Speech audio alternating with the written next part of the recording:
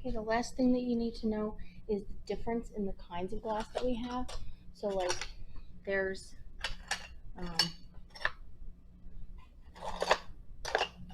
opal glass and translucent glass. So this here, can you see that you can see through the glass? This is a translucent glass. A lot of the glass that I have out for you guys is translucent because we want to be able to look through it for our sun catcher. And then there's other glass here which is called opal glass. So if you see my finger, I have my finger behind here, you can't see it. It's completely opaque. So there are two different kinds of glass. So again, so like you can see the glass behind this one here. So this one is translucent and this one here is opal. So just pay attention to the types of glass that you are using because you want to use mostly clear so we can see through it. But there are some colors that are this opaque, such as like black and white. We have black and white glass. So we have black and white, and these are opaque. We also have glass that's got a little shine to it, so it's like a metallic black. So it's got a little bit of a metallic shine to it. So try to pay attention to the kind of glass that you're choosing, and also pay attention to the fact that some glass, they're different colors. So like these two reds are different. This one's more of a cherry red and this is like an apple red. I mean, you know, if you just look for a red, same, they're pretty much comparable, but just understand that they are different.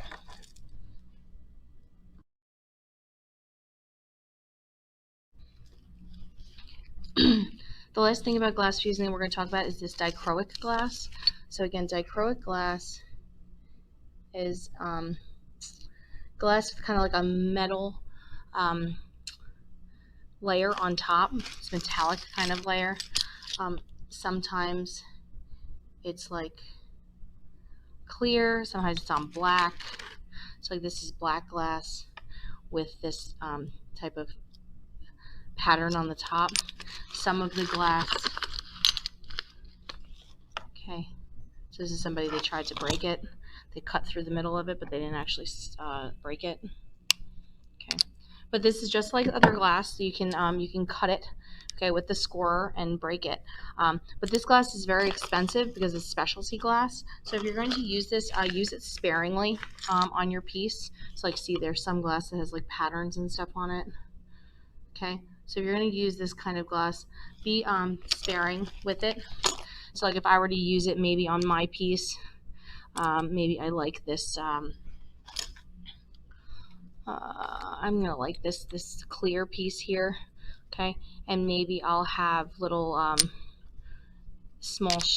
make a small strip of it.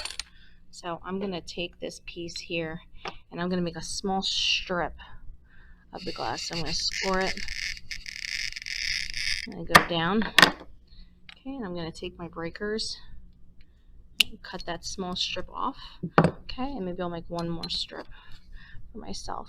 I don't want to cut more than I need. I'm cutting because, again, like I said, this glass is expensive, so you want to use it sparingly. Okay, and then the rest, this big chunk here, is going to go back with the rest of the dichroic glass. So they're in like these little bags that have different that are different glasses in. Okay, so I'm going to take this here, and maybe for my piece here,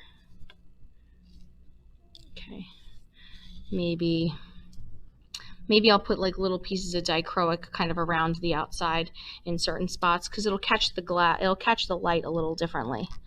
And since it's clear, it should like melt nicely into the background.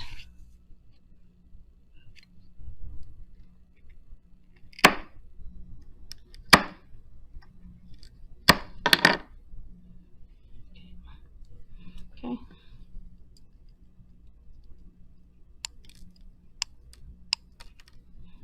Okay, and the one thing about dichroic glass is there's definitely like two layers, two sides to it. One side is where the dichroic is, and then the other side is where the clear glass is. So you kind of have to like look at your glass and kind of see which side is more kind of reflective. So like I think that this is the side that has the dichroic on it. So I'm going to put the dichroic side down because when it fires, it kind of fires a little bit differently than regular glass. It'll have like a weird texture to it. Okay, so I'm going to get a little bit of my weld bond. I'm going to just like lay a little bit. And again, I want the dichroic side down.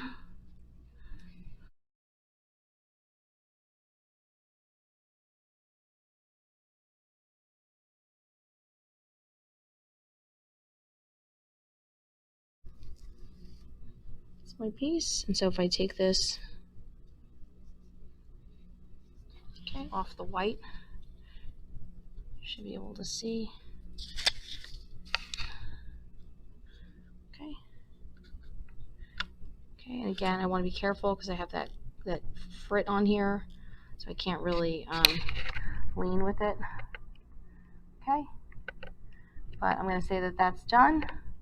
Okay, and again, I'm going to put it on my background, my thumbnail sketch from my handout with my name on it. And I'm going to put it on the cart to fire. Make sure you have glued in your little hanger hardware with a piece of glass underneath it, on top of it, to make sure that it stays, and make sure everything's glued where you want it.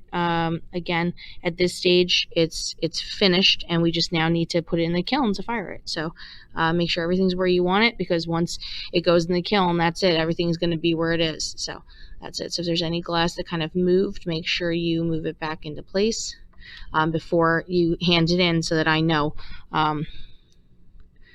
to keep it that way. Okay, and that's it.